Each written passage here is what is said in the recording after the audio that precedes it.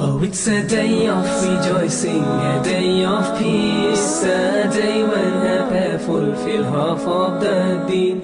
Oh, it's a day of rejoicing, a day of peace, a day when a pair fulfill half of the deen.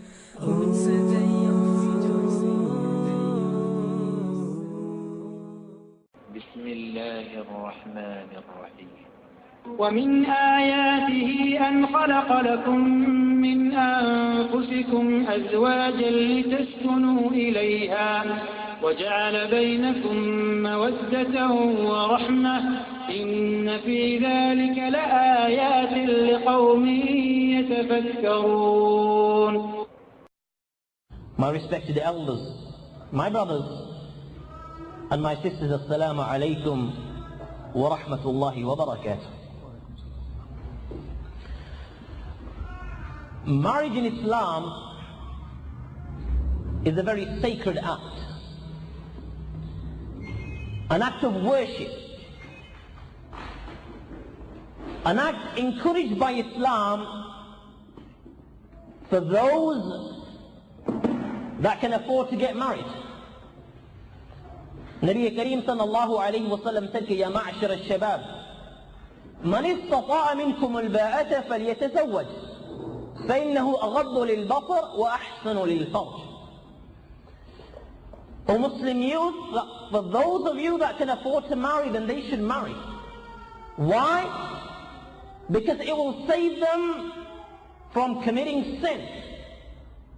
It will save them from the sin of the eyes and from the sin of the thighs. Further, marriage in Islam and the purpose behind it is not that it lasts for a few days or for a few weeks or even for a few years, like the kuffar say, till death do us part. The purpose of marriage in Islam is that it lasts till you remain alive. And it lasts in such a manner that husband and wife live in peace, live in harmony, happy with one another, comforting one another. This is the purpose of marriage in Islam. Now if you look at our elders, at our grandfathers, our mothers and fathers, this was the case with them. You never heard of their marriage hitting the rocks after a few days, after a few months, or after a few years. They lived married till death do us part. If they lived for 50 years, then their marriage lasted for 50 years. If they lived for 60 years after marriage, then their marriage lasted for 60 years. With peace, harmony, with love, comforting one another. Yet their times were hard times. Times of poverty, times of hardships, difficult times, not as many luxuries as what we have today. But today, if you look, things have totally changed.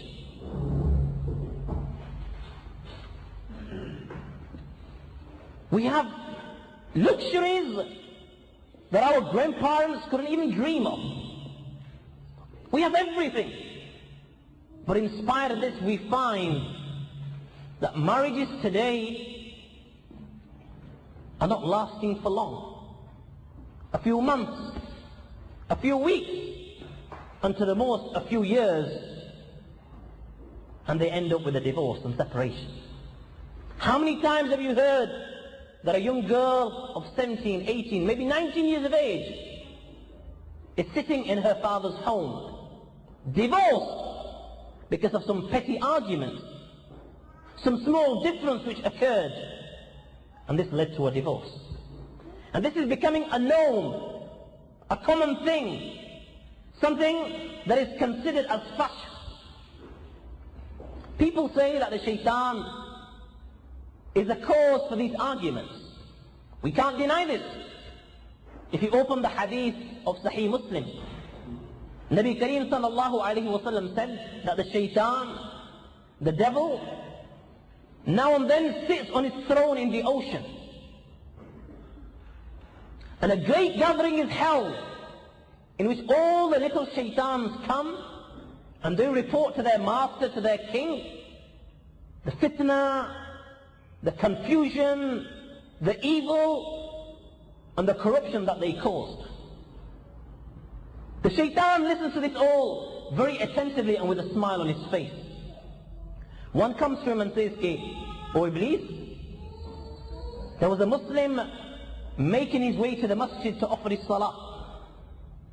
I diverted his attention till he was unable to pray and he missed his prayer. The shaitan congratulates him, "You've done well. That's the way." Another one comes. Such a Muslim was making an intention of performing such a worship.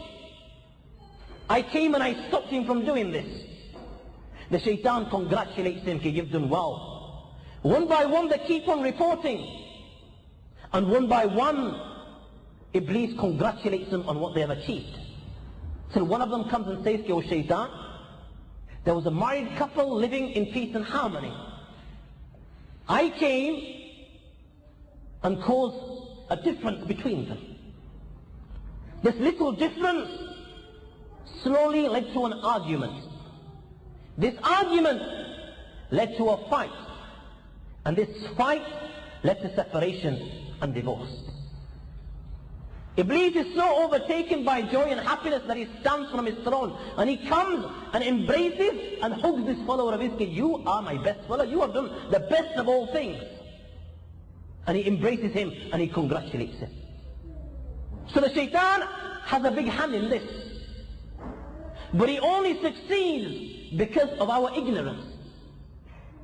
Man is ignorant with regards to the value of his wife, how special she is, and the status that Islam has given her, and how he should treat her. And woman is ignorant with regards to the value of her husband, how special he is, the status Islam has given him, and how she should serve and how she should treat her husband. And then the Western culture that Muslim couples have adopted doesn't help the marriage at all. Let me give you an example. Look at the young couples today, the young Muslim husbands. He's married a dynamite of a wife, and he's on the streets admiring Ash and the boys. I hope nobody's called Ash here, it's just an example. He only comes back to Ash. He's admiring Ash and the boys. Now, he'll chill out all day. He'll spend all day with the boys. And how proud he feels to be part of the group, to be part of the boys, to be part of the local mob. They just take his name once and they send him to the seventh heaven. This is how proud he feels inside. Ash has taken my name. I'm Ash's best mate. And he'll spend all day with them. And what will they do? There's about 3 or 4 of them, probably sit in a car, and they will go around the block once, they will go around the block twice, they will go around the block again, again, and again. Or probably, you walk out in the morning and you will see them standing next to the local shop at the corner. You go in the afternoon and they're still standing there. And you go in the evening and the boys are still there. Now, don't get me wrong, Islam is not against chilling out, spending time with the boys, spending time with your mates. Islam is not against this. Islam is for chilling out. But chilling out with the right people, doing the right thing at the right time. When the Muslims of Mecca migrated from Makkah al-Mukarramah to Madinah al-Munawwarah, Nabi Kareem sallallahu alayhi wa sallam created brotherhood between the Muslims of Mecca and the Muslims of Medina. Nabi Kareem sallallahu alayhi wa sallam created brotherhood between Sayyidina Salman and Sayyidina Abu Darda radiallahu ta'ala anhu. The hadith of Sahih al-Bukhari narrated by Sayyidina Abu Juhayfa radiallahu ta'ala anhu. Sayyidina Salman came to visit his brother Sayyidina Abu Darda radiallahu ta'ala anhu. He found his wife Darda sitting in one corner by herself. She hadn't beautified herself, dressed up and prepared herself in the manner that women normally prepare themselves and beautify themselves for their husbands. He sensed something wrong. He asked, "Ma sha'nuk? Oh Darda, what is the matter? Why is it that you haven't dressed yourself and prepared yourself in the manner that women normally dress up and prepare themselves for their husbands?" She replied, "أخوك أبو الدرداء ليس له حاجة في الدنيا."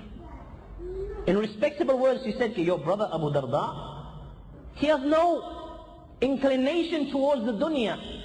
He has no interest in the dunya and the dunyavi things. She was referring to herself, that your brother Abu Darda doesn't have an inclination towards me and doing the things that men normally do with their wives. This is what she was saying. In polite words. Abu Darda comes, I'm seeing his brother Salman